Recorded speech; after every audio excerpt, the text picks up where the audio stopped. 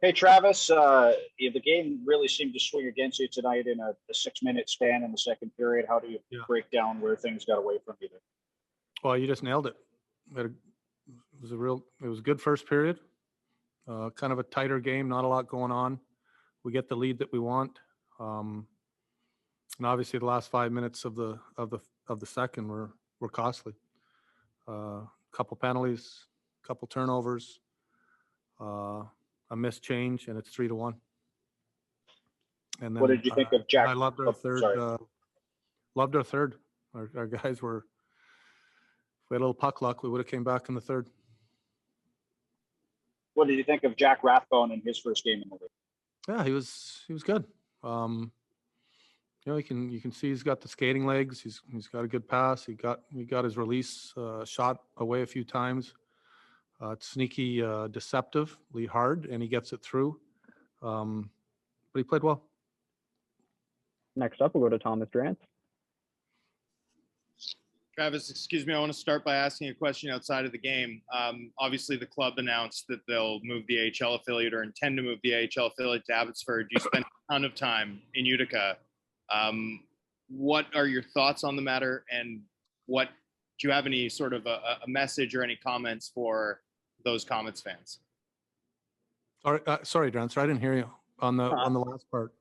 Sorry, just wondering if you have a message for that community in particular. The community Utica. in Abbotsford or the community? Sorry, I was just. No, both, to be honest with you. Your reaction to the move plus your comments for Utica fans. Yeah, I know it's not final yet. I know it's a little bit premature. Obviously, I spent a lot of time down in Utica, and it was a great partner of ours.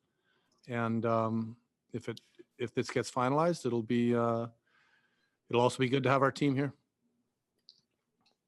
Travis, Thatch obviously already asked you about the 6 minutes in the second where things got away from you, but overall second periods have seemed to be an issue for your club. Before that 6 minute stretch, there was that extended shift for your team. It seemed like it took some momentum out of your sails. What's been the issue, and has that been a particular spot where the fatigue post-COVID has been felt for your team in your view? Well, I think there was a couple plays in the second and maybe a little bit inexperience. There's a couple plays where we could have you're 30, 40 seconds into a shift, and you got to make sure that you make a simple play and bear down to get it out so you can get a change. And a couple times we complicate things a little bit, trying to do too much. And our team is a little bit tired at times. So it is the second period where you have the longer change.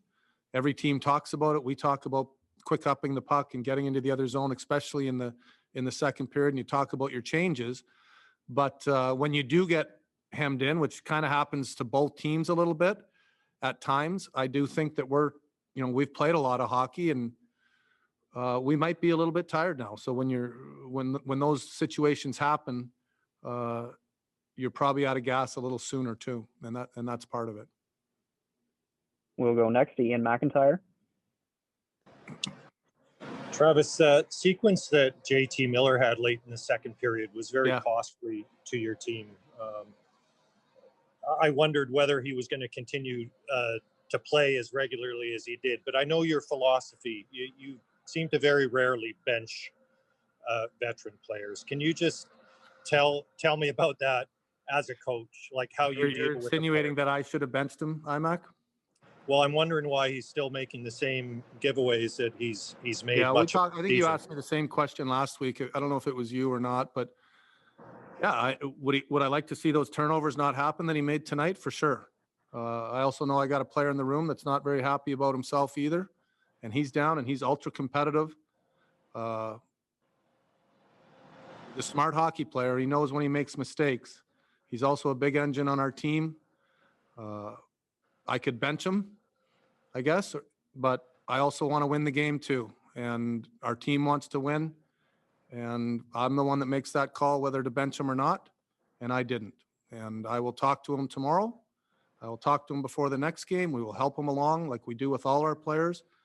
But I don't worry about JT Miller. He's done a lot of good things for our team since he's got here.